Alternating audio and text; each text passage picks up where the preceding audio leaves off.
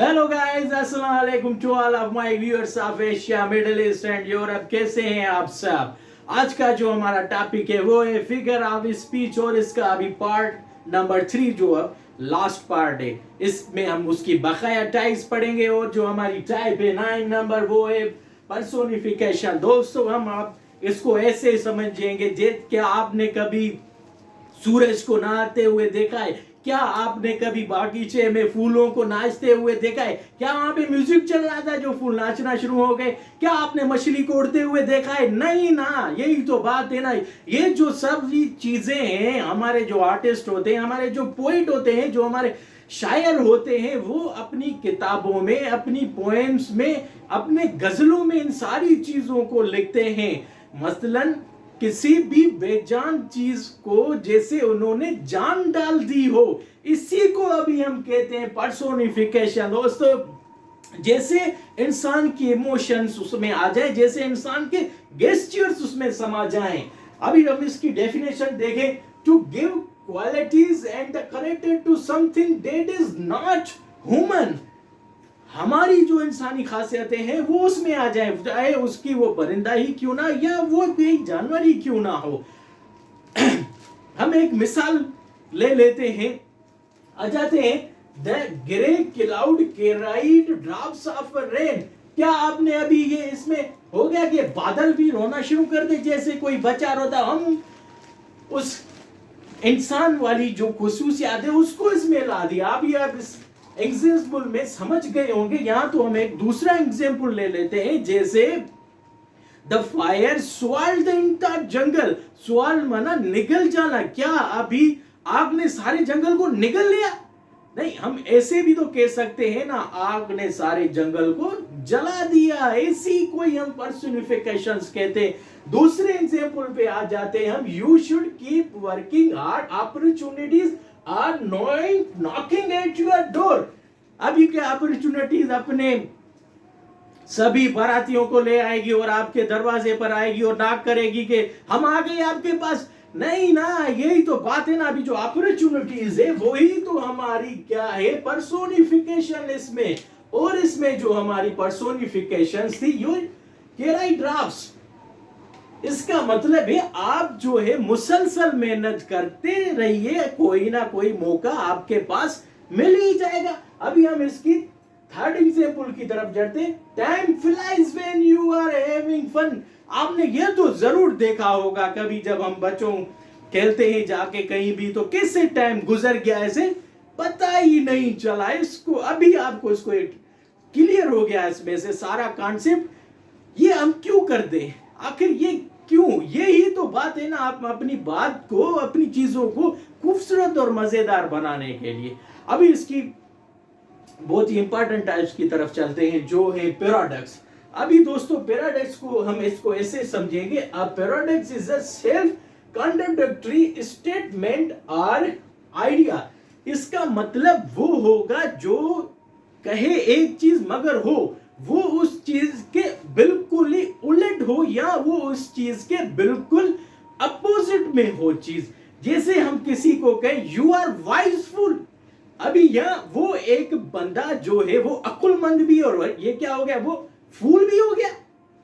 इसी तरह से हम इसको लेते हैं दूसरे एग्जाम्पल को, फर्स्ट एग्जाम्पल को,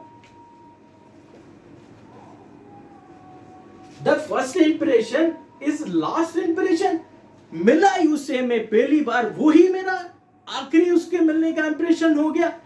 सेकंड इंप्रेशन की तरफ चलते हैं, एग्जाम्पल की तरफ, this is the beginning of an. शुरुआती थी, उससे शुरुआत से पहले ही हम उसको क्या करें, वो उसकी लास्ट थी।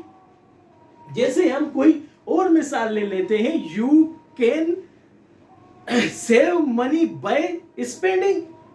ये कौन सी बात है कि तुम पैसे बचा सकते हो उनको खर्च करके?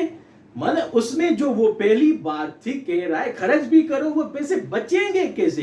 इसी को हम कहते हैं पैराडॉक्स। जो चीज है वो उसके उलटों में, बार बार कह रहा हूं, वो चीज क्या होगी, उसके कॉन्ट्राडिक्टरी होगी, वो उसके अपोजिट में होगी।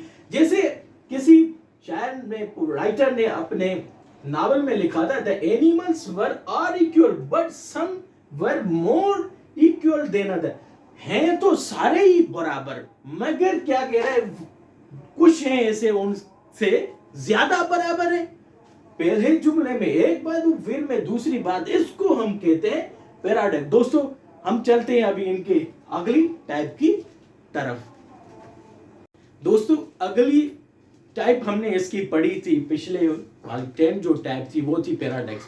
पैराडॉक्स और आर्ग्यूइंग मोड में दोनों में थोड़ा फर्क है। उसमें जो बातें थी ना वो अपोजिट थी, उसको हम कह रहे थे कॉन्ट्राडिक्टरी। उसमें क्या थी, मैंने आप दोबारा एक बार मिसाल उसको दोहरा दूं, वो you can save money by spreading, तुम पैसे बचा सकते हो खर्च करते हुए। उसमें क्या होगी, दो बातें आपस में अपोजिट हो गई। अभी ऑक्सीमोर में क्या होता है, to conduct words for creating drama, माना दो अल्फाज जो आपस में अपोजिट हो ड्रामा क्रिएट करने के लिए। जैसे मैं कहूं बेटर और क्या स्वीट, कड़वा भी मीठा भी, ओरिजिनल कॉपी, अभी क्या असली भी नकली भी, ये दो आपस में क्या थे, वर्ड अपोजिट थे। अब इसके मिसाल के जरिए हम इसको समझने की कोशिश करते हैं। जैसे मैं आपको कहूं the comedian was seriously funny, ये क्या बात होगी, एक कॉमेडियन हो जो है वो सीरियसली में फनी था।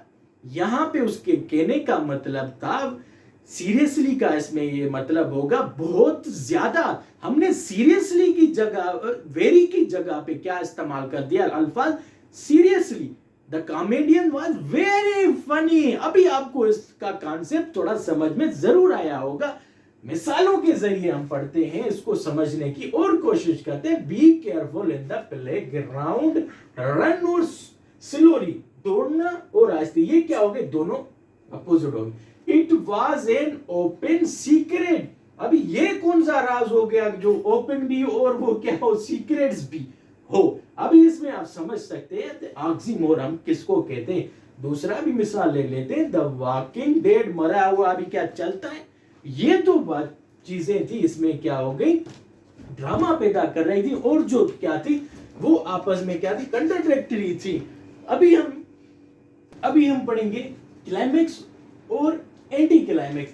अभी हमारे वीडियो का भी जो है क्लाइमेक्स होने वाला है। अभी क्लाइमेक्स को हम ऐसे पढ़ेंगे, series of ideas in an ascending order, जैसे हम मैथ में बच्चों को पढ़ाते हैं। एग्जाम्पल की मदद से हम इसको समझने की कोशिश करते हैं। वी विल हियर हिम, हम उसको सुनेंगे। We will follow him, will die with him.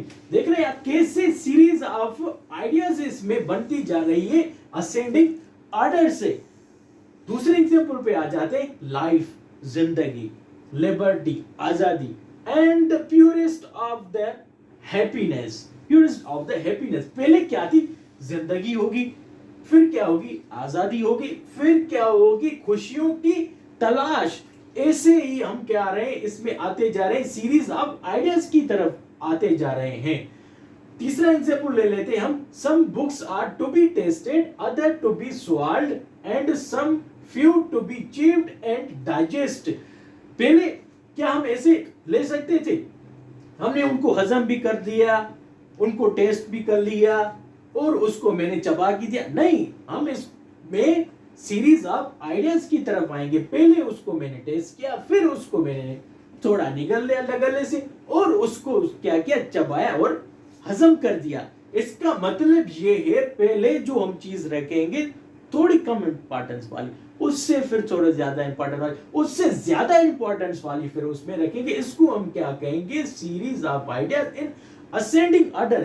पहले जैसे दूसरे एग्जांपल को हम जैसे लेते हैं, पहले जिंदगी थी, फिर आजादी थी, अब इसमें जो ज्यादा इंपॉर्टेंस वाली चीज हो गई, फिर क्या हो गई, खुशियों की तलाश। अभी हम आ जाते हैं एंटी क्लाइमेक्स की तरफ। अभी एंटी क्लाइमेक्स में क्या हो गया, series of ideas in a descending order. ये जैसे हम बच्चों को फिर यही वही मैथ वाला कॉन्सेप्ट आ गया दोबारा से। एग्जांपल से हम समझते हैं, ही लास्ट, इसमें क्या होता है, पहले ज्यादा इंपॉर्टेंस वाली चीज आती है, फिर उससे थोड़ा कम, फिर लास्ट में उसमें क्या है कि थोड़ा कम वाली चीज आती है। He last is family, family क्या है, उस ज्यादा इंपॉर्टेंस रखती है। His car and its cell phone, उससे कम, फिर उससे ज्यादा कम वाली चीज क्या आ गई। शी इज अ डॉक्टर, वो एक डॉक्टर है, वो एक मदर भी एंड अ कुक। तीसरा example, she is a great writer, a mother and a good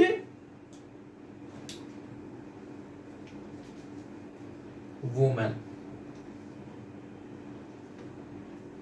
दोस्तों ये तो थी क्लाइमेक्स और ये एंटी क्लाइमेक्स थी। अभी आप में इसमें से समझ गए होंगे कि क्लाइमेक्स वो होती है जिसमें पहले कम, फिर थोड़ा ज्यादा, फिर ज्यादा इंपॉर्टेंट वाली चीज है। अभी एंटी क्लाइमेक्स में ये होता है पहले ज्यादा इंपॉर्टेंट वाली चीज आए, फिर उससे थोड़ा कम, फिर उससे ज्यादा कम वाली चीज आए। इन दोनों को एंटी क्लाइमेक्स और क्लाइमेक्स का कॉन्सेप्ट लेते हैं फिगर ऑफ स्पीच में। अभी एक लास्ट जो है हमारी टाइप है उसको भी हम ऐसे समझ रखते हैं, वो है हमारी इमेजिनरी। अभी इमेजिनरी हम किसको कहेंगे? कोई भी साउंड हो, कोई भी कलर हो, कोई भी टेस्ट हो, इन सब में से मेरे जो जहन में कोई भी तस्वीर आ जाए उसको हम क्या कहेंगे? इमेजिनरी। जैसे कोई भी चीज में देखूं, मेरे मुंह में पानी आ जाए, या हम दोस्तों के साथ बैठते हैं या बात करते हैं, जैसे उसका जो बर्गर है ना फिलहाल शॉप का बहुत ज्यादा स्पाइसी और मजेदार है, अब उसके तस्वीर से हमारे मुंह में क्या आ जाएगा? पानी आता जाएगा। जैसे हमें कोई कहे, जैसे एक बच्चा रो रहा है तो मेरे ज़हन में एक वो तस्वीर आ जाएगा बच्चे के रोने की। जैसे मैं किसी जगह पर गया, वहां पे सिर्फ खुशबू ही खुशबू थी, तो मेरे ज़हन में ख्याल आ जाएगा कि ये फूलों की खुशबू थी। ये थी दोस्तों हमारी इसकी लास्ट टाइप। इंशाल्लाह आपसे दोबारा मुलाकात होगी एक और लेक्चर के साथ। तब तक मेरा चैनल सब्सक्राइब करना ना भूलिएगा। Thanks and Allah Hafiz.